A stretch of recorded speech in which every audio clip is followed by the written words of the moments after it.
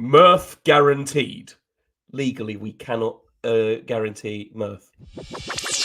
Is this enough? With James O'Donoghue and David Hoare.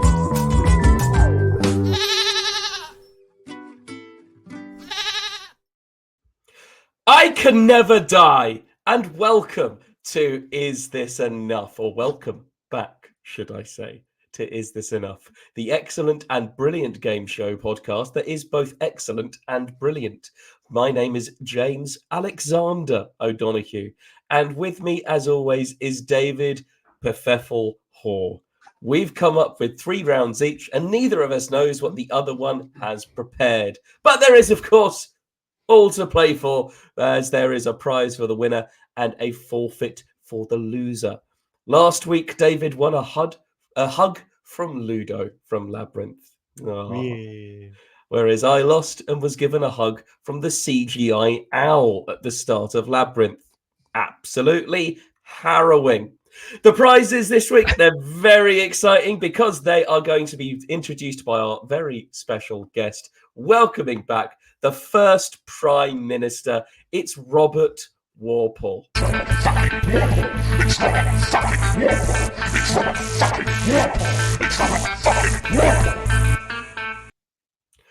Hello, boys!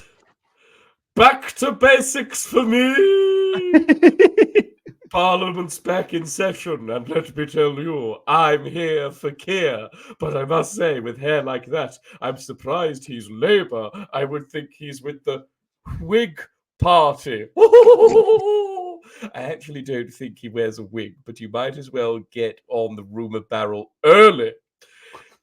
David, if you win, you'll get tickled pink. Whereas if you lose, you'll get tickled by Pink while she explains her views on Palestine. Good luck, boys! What a shamil. Yeah, good. I think that you don't follow culture news and haven't seen the more recent weird shit about Pink either. But let's carry on. Oh! Well, we might find out a little bit more along the way. David, it's round 1, and as such, it's over to you. Round 1. Bonjour. Round 1 is called Blurbril Knowledge.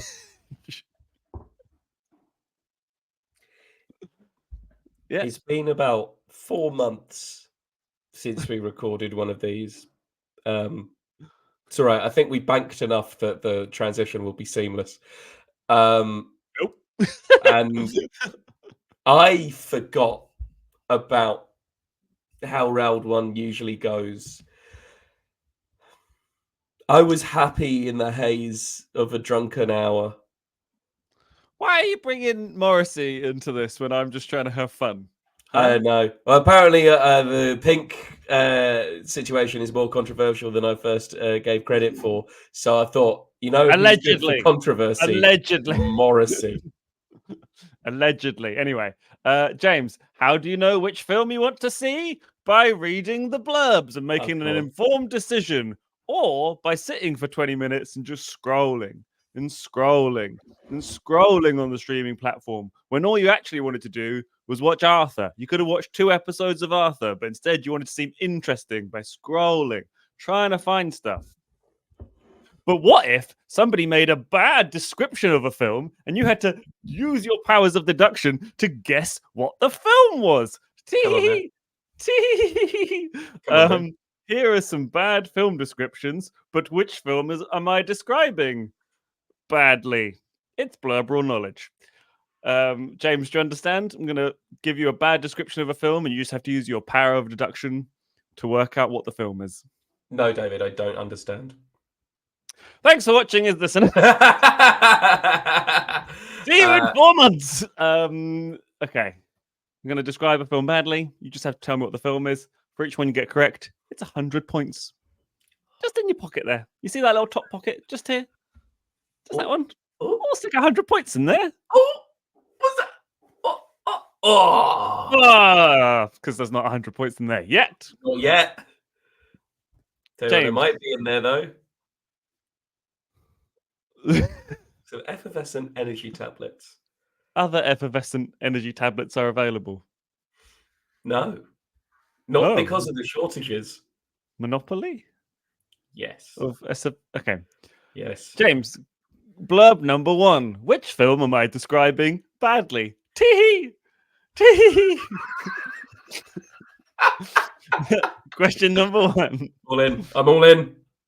A man speaking French flies through space. Which film am I describing badly? A man speaking French flies through space. That is indeed a very long engagement. Is it? I'm trying to think of. It's not Star Wars. No one speaks French in Star Wars, is it? Star Trek? Is there someone from like the Bayou down at Star Wars? Star Wars episode. Who's a French character in Star Wars? Oh, is it? It's not the Mandalorian. Oh, James, you were so close. I can't give you the points. I'm sorry. It was Star Wars: The Phantom Menace, the French dub. Question number 2.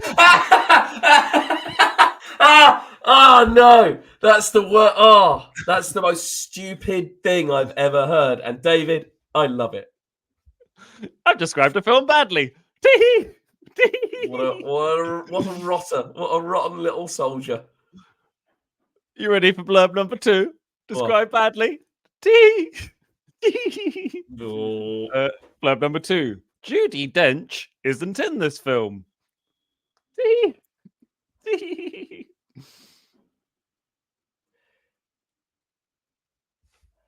Ooh. Spectre. No, she. No Time to Die.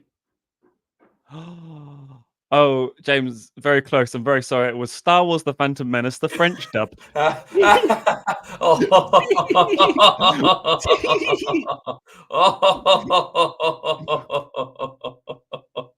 Oh, what a naughty boy. One more for you here, James, at the end of round 1. Question number 3. Which film is this described badly? Judi Dench is in this movie. Oh. It's Star Wars: The Phantom Menace, the Judi Dench dub. Correct! I mean, it's Star Wars: The Phantom Menace. It's so badly described that it's wrong. Oh, no. Ah. That's 100 points for you there, James. At the end of that round, you have 100 points. It's over to you for round 2. Round 2. Well, zut de law. David, round 2 is Who Said This? Sir Keir Starmer or an old parked car? David, here it is this studios. I like to think that we give equal voice to criticism of all political parties. We've ragged on the Tories before, but we've yet to criticise my hero and yours, Sir Keir Starmer. Starmer is the Starmer for the now generation. He is the answer to the question, how can I experience Quaaludes from just hearing a voice? He is the milk to my over milky tea that I do not want to drink. He is the sound of one hand clapping. What's it clapping at? A pensioner freezing to death. David, who said these statements? Was it Sir Keir Starmer or an old parked car? These are all worth 300 points. I'd just like to point out in the with respect to balance that you didn't give such a dignified intro to the parked car. Okay. Car don't go, it's parked, right? Is the parked car for the now generation? Yeah. Brum brum. Is it Brum? It's Brum, but he's fucked. I described Brum to an American and they went mental, and then I showed Brum to an American and they went even more mental. I mean, Good stuff. yeah. Imagine filling out a SORN application for Brum. That'd be I don't annoying. know what a SORN application is because Well, I'm not in the acting industry.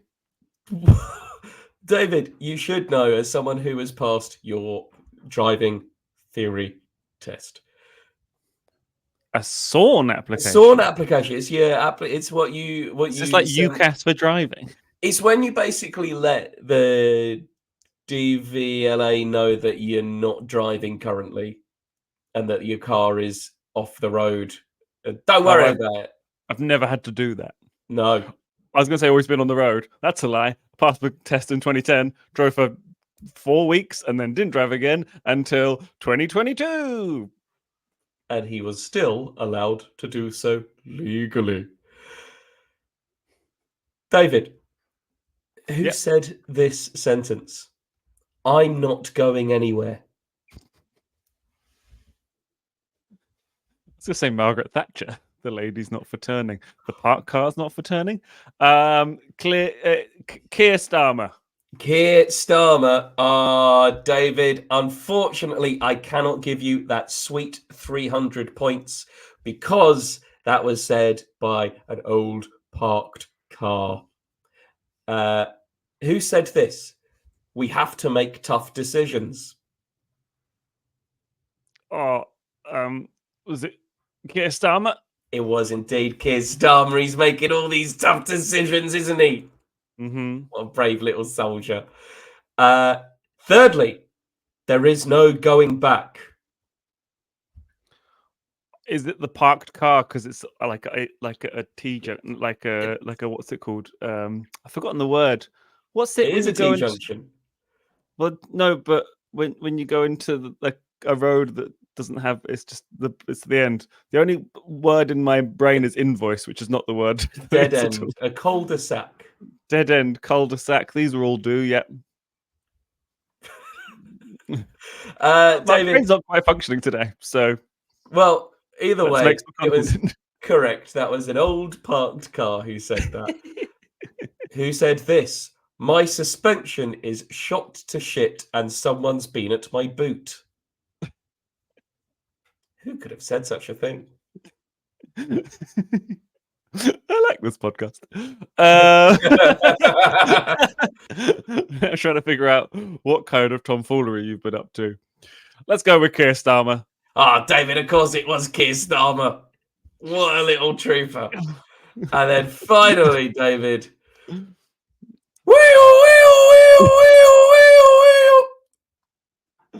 Who said that? At 3 a.m, all night long. Oh, as in it could be a parked car's alarm. I thought it was like a siren, like an ambulance, and I was going to be like, parked car doesn't have a siren, but it might have an alarm. Wow, coffee. Well, David, that was incorrect. That was, of course, KEIR STARMER's keynote speech at Labour Party conference this year. So I cannot give you those sweet, sweet points. At the end of that round, though, you've done bloody well because you have got 900 points, whereas I only have 100 points. So, David, is it all to play for? I guess we're going to find out. I'm going to do some influencer hands and I'm going to load up round 3. That's right, David, round 3. Not 5, but 3. I'll see you in 25 seconds. Round 3. That's 25 there. Really means a lot to me that I could just do this. Doing a Laura Palmer. It should be noted, for context, that we recorded episode 37 on the 27th of June. And at that point, we didn't know. We've not recorded for a while because of reasons. Edinburgh, other stuff. We're back. Hey, Ben. Hi, we're back. Hey! In 4 months. Oh, no. Oh, that would be... No, I want a 25-year wait for more Twin Peaks. 4 months would not be enough. No. Jesus, this is tenuous unless you know about Twin Peaks. Hopefully you do. Last time we recorded, we didn't even know what the results of the election were going to be. I mean, luckily for us, spoilers, James was elated by the gains by the Reform Party. Yes. But, Good stuff. Well done, lads. something Clacton. But as a result, we haven't had. We were going to do like a how are you, but if we're going to do how are you since like, what's the time parameters since we last spoke on an episode? So this episode we're going to do July and August, and then next episode we'll do September to now, which is the beginning of October. So James, how was your July and August? Well, David, let's break it down. On July the 4th. Oh, sorry. What? Well, I'm James O'Donoghue, I'm here to say. On July the 4th, a monumental event took place, a once-in-a-lifetime event. On that very evening, the nation made its final choice to allow me to live to 30 years old. I turned 30, David. I'm 30 years old. I celebrated by having a small dinner party with some close friends. And then I went and saw a play that I did not like, and then watched the election results come in. My dad screamed at me earlier that day about Tony Blair. And then I went and had a look at some tanks in the I went to look at some tanks in the Imperial War Museum for one specific thing to do. I wanted to get loads of pictures of tanks and edit them together to a song that me and my girlfriend were going to sing, which would be "How many tanks is too many tanks? How many tanks is too many tanks? How many tanks is too many tanks in the Imperial War Museum?" Because David has a song, but it's that, but it's wanks. It's a very funny song, and it's always the highlight of my life. But still in the Imperial War Museum. But the Imperial War Museum had like 3, and that is not enough tanks. There's not enough. Okay? I'd forgotten. I rang you on your birthday to be like, "Hey James, you're my friend. Happy birthday. What are you up to?" And you're like, "I'm in the Imperial War Museum." And then you and your girlfriend spent a while just trying to justify yourselves without telling me that exact reason. So that's like That's a good 4-month payoff. Yeah. That's a good Twin Peaks 4 payoff. Love it. Thank you. Good. But yeah, then I've got a bit Johnson here. Yeah. So then we had a lot of fun walking around London town. We went into the theatre. It wasn't very bad. The play was just a bit underwhelming, as is the case with most plays. Turned my phone off, turned my phone back on, thinking, oh, well, the results will start coming in now. I don't really care. I'm a bit clocked out. Glad the Tories are going to lose, but what? And then turned my phone back on, and it was 1 minute to. And I checked the news. I was like, oh no, I'm checking the news as the exit poll comes through. And now I'm connected to it. I ended up staying up until about 5 a.m. because of like the results in East Suffolk. And let me tell you, great night for the Greens. Great night for the Greens, guys. Lovely night. Thanks very much. Yeah. So I'm old now, and then I always forget 2 things. Thing one that I forget is that I am worth more than my output as a creative. I am worth more than my what I offer audiences and bookers and agents and my industrial kind of stuff for comedy and acting. I forget that, but I also forget that unless you're in Edinburgh, July and August are dead for comedy, just dead.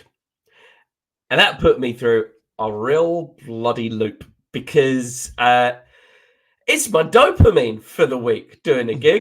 And then you take the gig away. That's my dopamine. And that's not very healthy. That's on me. That's not on the comedic calendar, which remains unchanged throughout the years. I just need to start booking in nice things to do in the summer. And I was like, well, If only there was a word for that. It's like, oh, a holiday. And this is the first time that I've gone, oh, I kind of do need a holiday. Have I booked a holiday? Have I? Fuck. Because of cash. But yeah. So it's just a bit of oh, I'm an old man now, staying up to hear about the election results and going, oh, bloody, need to get here, go be a shadowy bones. So that's me, David. That was my summer. What a summer you had. Would you consider it a brat summer? No. Would you consider it a drat summer? I would consider it a Brit summer, David. A summer of good representation of my views in House of Commons.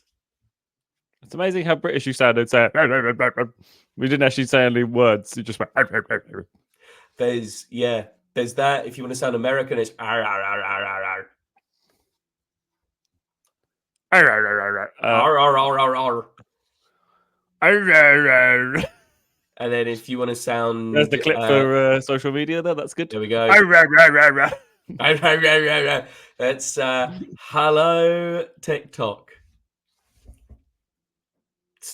Put that away. Disgusting. Teacher? No, actually not. Leave those. No, that's not right. James, congratulations! You got yourself 7,000 points. Oh my bloody god! What an amazing summer you had! Congratulations! It's over to you for round 4. Round 4. Oh geez, Louise, David. That round 4 is called No. How was your July and August, David? Yes. How was Hello, James. I've just realised that I wanted to wear my blue jacket that I wear on stage for the quiz, but with these headphones and this jacket, I just sort of look like I'm about to host NFL. I think. Thought it might make me look more game showy. Absolutely not. It's incredible. I think the Rams are going to get a 7 with 4 and a 9 and 12. What? It's incredible. NFL stands for no fucking ladders. Non-fungible lemurs. Oh no. Yeah, these are my oh no, all my lemurs are gone. My lemurs have become fungible. James, I don't know if you know this. There was an election. Oh my bloody god. I stayed up late. I was very excited. I was very anxious. I tell you, buddy, what? Bristol Central were late to declare, weren't they? Yeah. Carla. There was some other people. I think I stayed up till 5. I think I was, or maybe 4. I was aiming to stay up until I saw Jacob Rees-Mogg get kicked out, but I had to concede that I did actually need to go to sleep because I had stuff to do the next day. So I woke up. I got woken up by my dog jumping on me, and then immediately just looked up whether Jacob Rees-Mogg had been kicked out. He had, and then I went back to sleep for a couple of hours. And then your dog jumped on you and said, "Therese Coffey has lost her seat." I'm very sorry about it. Because my dog is Richard Nixon. David, I want to go out and take a poo. I would like a So I woke up to that, the news that it had all gone through, and that obviously some of you may or may not remember, Reform were predicted to win a lot more seats than they did, and Green were predicted to win a lot less seats than they did. So that kind of evens itself out, and that was nicer for my brain. I then, whilst I was checking all of this, got an email and got booked for Aberystwyth Comedy Festival. So I was already excited about the Tories being kicked out and the Green had won in Bristol. And then it was like, do you want to do a really cool festival? And I was like, yeah! And then later that evening, we went and saw Sarah Millican live in Bristol. And it was like, yeah! And I was basically having the best day ever. And then technically it was the day after because it was 1:30 in the evening. There was torrential rain in Bristol. And what we didn't know was that a seagull's nest was covering the overflow drain. So at 1:30 in the morning, water started coming through the ceiling of our 4th-story flat, started to flood, and that's quite bad. But what also it did was go through that and just into the floor below. So the people downstairs had to come up and be like, there's water coming through. But we hadn't met them yet because they'd only just moved in. So it was like, nice to meet you. Oh, shit, let's sort this out. But not only that, the water was going through the light switch, electricity. If you don't know if you've seen Pokemon, but they're opposing. And not only that, it was going through the fire alarm, setting off the fire alarm. Eee. You know how water sets off the fire alarm? I don't remember that in Pokemon. So I had the best day ever, and then later on that night, I was just like, shit. Starmer! Yeah. Thanks, Starmer. Hello, I am Barack Starmer. Folks, let me be clear. Slightly Irish. Oh, Starmer. Can't do accents, never can. Don't even get close. They're not offensive enough because I can't get close enough. Promise. Anyway, so like the incredible day was a bit kiboshed by the fact that I had to like try, and we just had buckets everywhere, and we'd only just met the neighbours, and then we'd flooded that. Well, it flooded through the house. David, I'm going to stop you there. That is 500 points for use of the word kibosh. Thank you. As soon as I used it, I went, don't know if that's allowed to be said anymore. Don't know what it means. It's great. I mean, it sounds anti-German. That's the only thing I can think of. I don't like Googling during the show, but I'm going to do it. How do we spell kibosh? Kibosh. Oh, I spelled it correctly. Oh, no, I didn't. Deceive, end, or reject. All right. Is kibosh Yiddish? Though many people think it's Yiddish, its earliest use is probably an Irish neighborhood in London. Sick. No more Googling. Sorry, everybody. That's all right. I tell you what is Yiddish, though. The word glitch. Is it? Yeah, that's nice, isn't it? It is nice. One of my favorite metal bands is called Meshuggah, and they play 8-string guitars, and it's really down-tuned, and it's brutal. Their biggest song is called Bleed, and it's literally a song about a brain hemorrhage. But if I say the word Meshuggah around certain people, they're like, one of us. He's in that lovely Yiddish word, and I'm like, yes. Anyway, so that was a bit of an early disaster. We had to get the seagull nest moved. Turns out seagull nests are protected. So there was a by the seagulls. Bureaucracy. Yep. And their weaponry. So that was a bit of a fucking nightmare, but it's all sorted now. I went and saw Trusty Hogs live. Helen Bauer, Catherine Bohart, and the tech Andrew White, who did like a 20-minute spot to support them.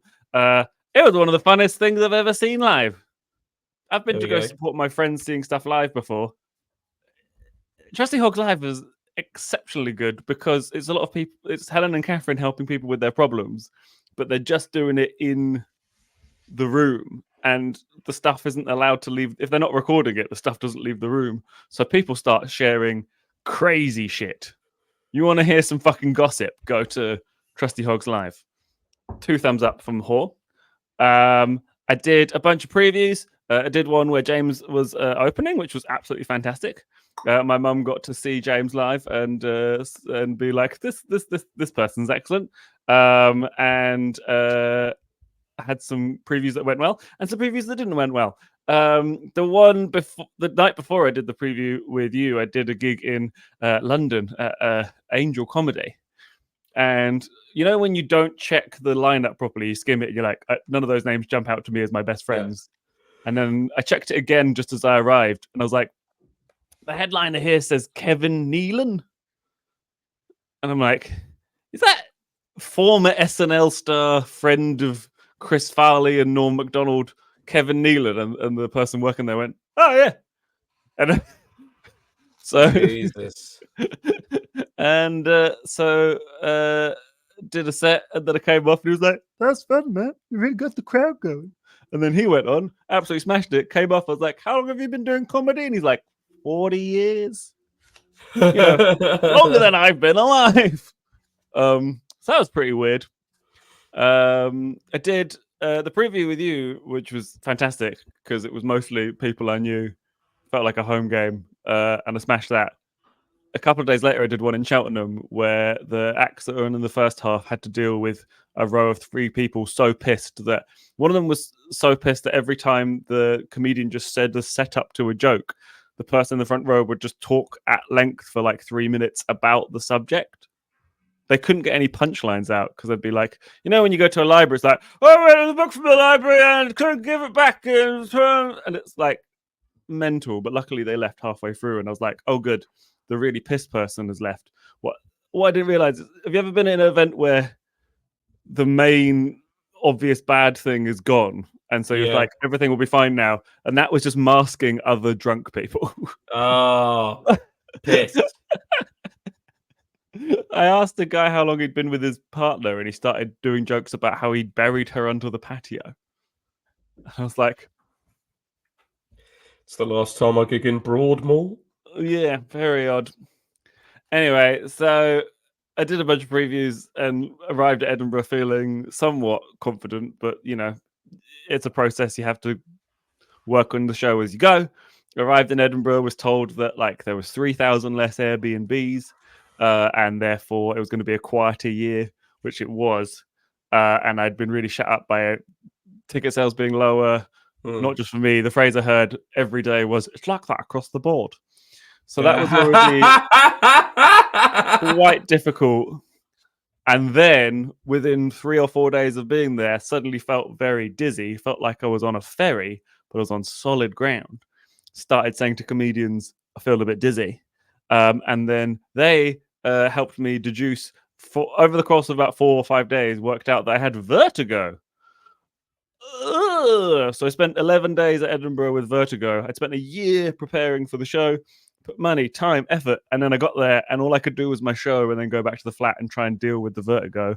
Couldn't network, couldn't go see other shows, was getting dizzy in my own show, couldn't really flyer before the show because I felt too dizzy, couldn't organize the flyer because I couldn't do admin, so I felt horrific. In the middle of that, this is James O'Donoghue. They rang me up and went, I feel a bit like I've got FOMO for Edinburgh. And I was like, same.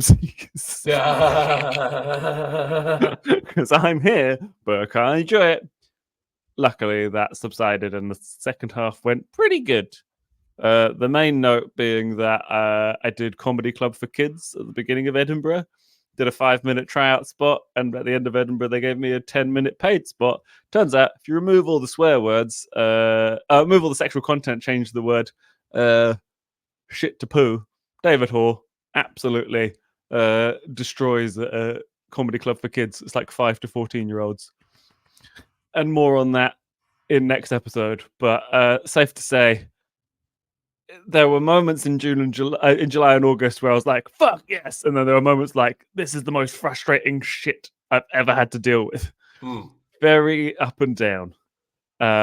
So, yeah. Well, David, at the end of that, mainly for surviving seagulls, I'm going to give you a massive 8,000 points. Okay, 8 points. And I think that's rather generous, don't you? David, at the end of that round, you've spilt your beans, you've spilt your heart, and you've also spilt a few tears from yours truly. You are in the lead with 9,400 points. I am trailing behind with just a mere 7,100 points. The gap is tightening as we head into round 5. It's over to you. Round 5. A welcome return there from round 5. An absolute classic.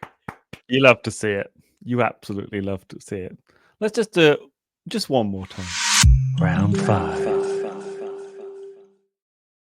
You love to see it. Class. James, round 5 is called Chirp Chirp Motherfucker. James. Okay. I'm going to play you some chirps, and you simply must tell me which bird is chirping. Right? Does that make I sense? mean, yeah, I feel It's very absolutely. simple. Who's chirping, right? What bird is Oi! who's chirping? Which bird is chirping? Question number 1: which bird is chirping? What a nice pair of tits. As someone talking about a couple of blue tits, I'm going to say it is a blue tit. But you think the blue tit is He's talking looking to some at other blue another. tits? Well, yeah. Otherwise, that's a bird that's gonna like have sex with another breed of bird. I don't know. I don't know enough about birds to know whether that is possible. I assume it must be. I was going to For say bird incest, but my brain was like birdception, which is not a thing.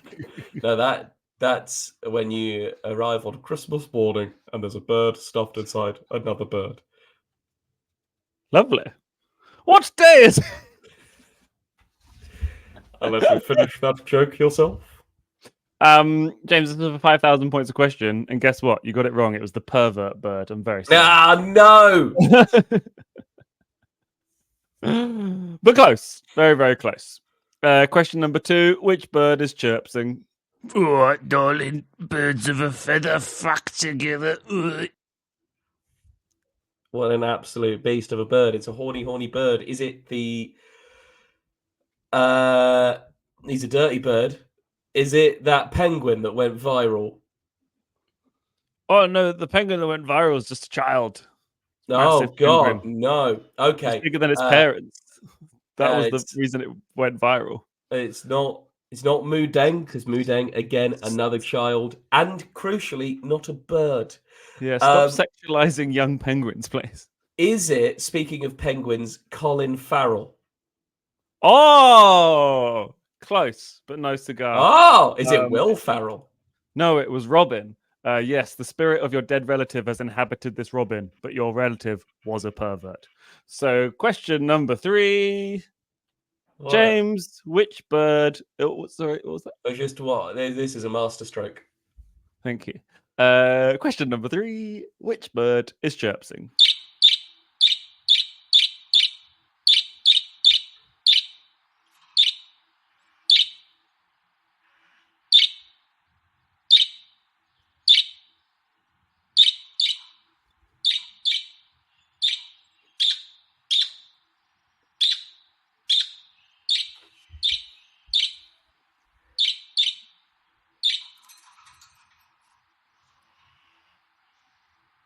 Which bird was chirping there, James? That is Star Wars Episode 1, The Phantom Menace, the bird dub. No, James, it was a budgie, you fucking idiot. At the end of that round, you've got 7,100 points. It's over to you for round 6. Round 6. Round 6 is called Gone Riffkind. David, I live for the riff. Each time I listen to a song and think, that's a good riff. Well, take a whiff from these. I've taken 5 iconic riffs, each more moist than the last, but I've changed certain aspects to obscure them. Have I changed the instruments? Yes, because I know how to do that on GarageBand. Have I changed the tempo? Not on purpose, probably through lack of understanding alone. So, David, please listen to these and know 2 things. Thing number 1 is that if you correctly guess the original riff, I will reward you with 2,024 points. And thing number 2, I love you and shall do so even if you get them wrong. See you on the other side. And Mr. Hoare, do enjoy your music. So this is song number 1. See if you can guess what the real song is.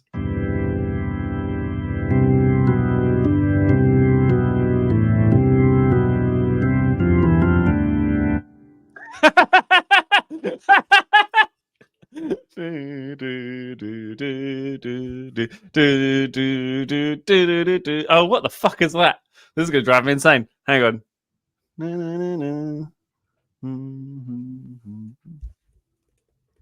Oh God. Think of a mythical small thing you might find in a garden. That doesn't help at all. It's not Little Gnome. Hey, we're the little gnomes. A similar mythical creature, small person that can fly, Leprechaun? No. gives its name to a rather popular haircut amongst women. Quiff. Oh, perm. Starts with a P. They were one of the big kind of punk bands from the 90s. What? How is this It's happening to my brain? Hang on. Do do do do do do do do do do do. Oh, my brain is so blank. Please put me out of my misery because I'm going to go insane. That is Debaser by the Pixies. So I sadly cannot give you those points, despite the fact that that has pained me as well as you. David, here's question 2. It's really useful to know that you still love me because Jesus Christ. You know when you just can't play something at all? I know. Fuck. I fear there may be more ahead. This arm doesn't look like mine when I do this, weirdly. This one does, but this one doesn't. Looks like somebody else's arm. This is the last time we record just after morphine.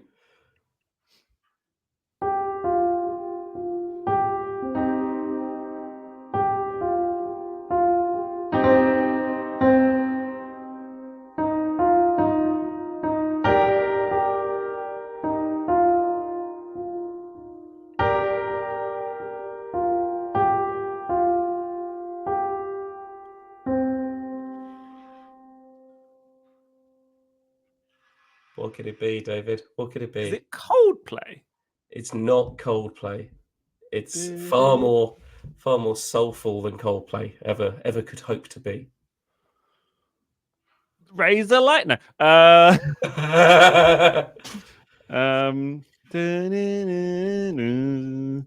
This is so my wheelhouse, and I feel This is absolutely your wheelhouse. I feel like all this getting wrong, you're just going to go back to giving me shitty geography questions that I will hate not getting. This somehow frustrates me more because I should be able to get it. Can I hear it one more time? Absolutely. What a wonderful piece.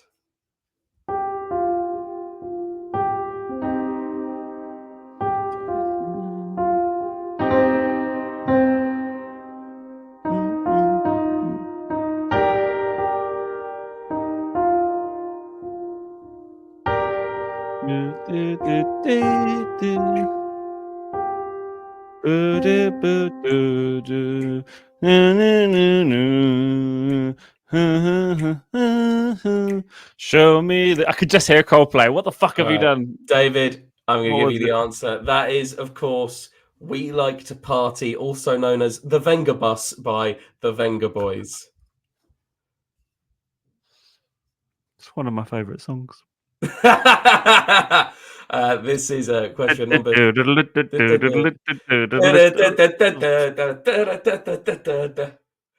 All right. This is fucking brutal. Here's question number 3.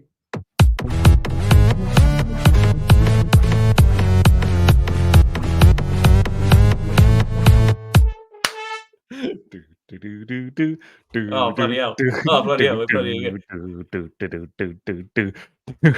Seinfeld. It is, yes, that's Seinfeld. There we go. That's Seinfeld if it was made in 2010. This is a question. Somewhat interestingly, did you know that the theme tune for Seinfeld was played over the top of his comedy each episode? They had to re-record each episode in time with his jokes. Oh, God. Imagine making that piece of music and having to replay it. David, here's question number 4. Ooh.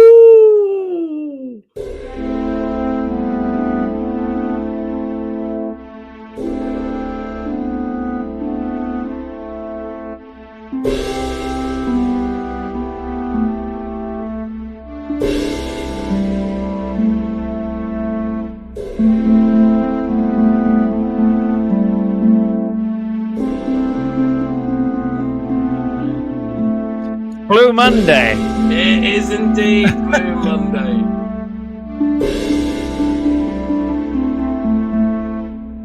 They're performed There's a by... sneaky amount of Three Blind Mice in Blue Monday. I've just realised. It really is. This brings us to a bit of synchronicity.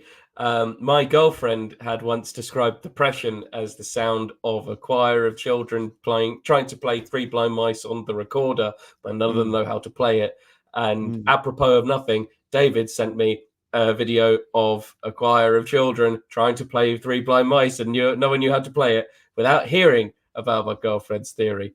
And that brings us to our final question of the round. David, what song is this?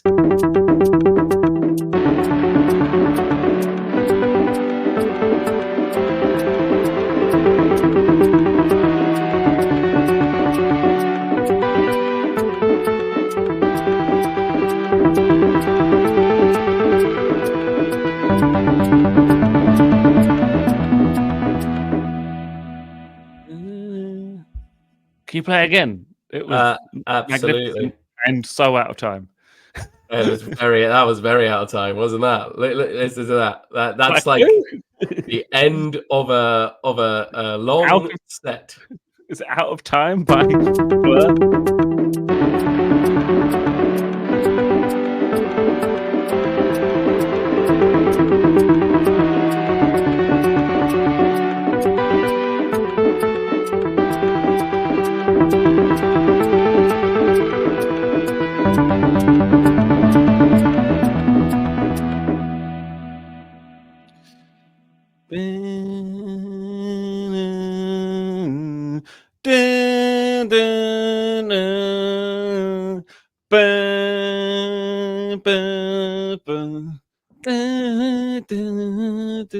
Oh, what the fuck? This is going to drive me the same like Dubasa. I'll tell you what I'm going to do. I'm going to enhance a certain element of it. So I'm going to play it again, fiddle with the levels, and see if that makes it any clearer.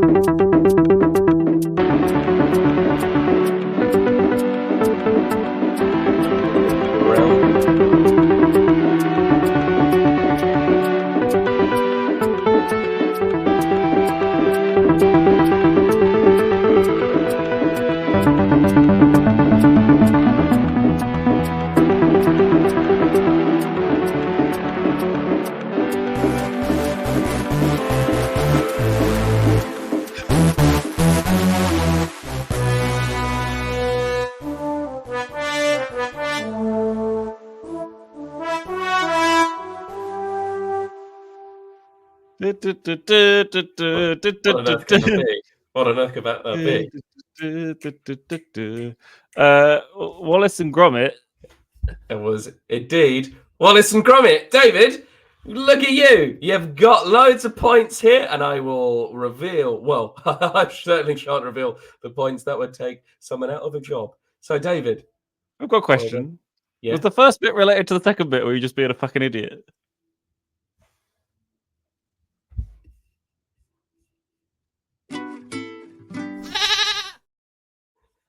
Well, David, it befalls to me to hand over the scores to our adjudicator here, and it's, of course, Prime Minister Robert Walpole.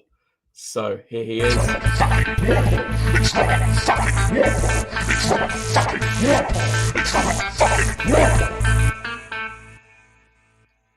Hello again, boys! At the end of the show, the scores are as follows, and I can't believe this. Well, James has 7,100 points. Dear me. And David has 15,472 points. But that means that David is the winner and will be tickled pink, while James will be tickled by the pop star Pink while she explains her views on the Israel incursion into Gaza, and I think quite a few things we must explain as well. and will demand that you take Allegedly. us seriously as an artist and a political commentator. Good luck with that, boys! Wow. What a Robert pro. Warple. What a pro. What Well, a pro. David, this has been Is This Enough? You can find us on our socials at Is This Enough Pod on Instagram, TikTok, and YouTube. Also, please do email us at isthisenoughpodcasting@gmail.com. We really loved your email, singular, and we will reach out and read all the ones that make us laugh, or the ones that could be key evidence in court. If you want to find me out and about, I've been James O'Donoghue. You can find me at Is That James O on Insta and Let the James Begin on TikTok. David, where can people find you and get their grubby little mitts on the content that you so weaselly put out? Weasley. I should say, please tell like a friend. Just tell one friend about this podcast. And that friend shall tell her friend. Yes. And Pyramid that scheme this podcast. I'm at David Hoare, LOL, on Facebook, Instagram, TikTok, and YouTube, banned from Twitter. Yeah, this has been wonderful. Let's do another one. Right now!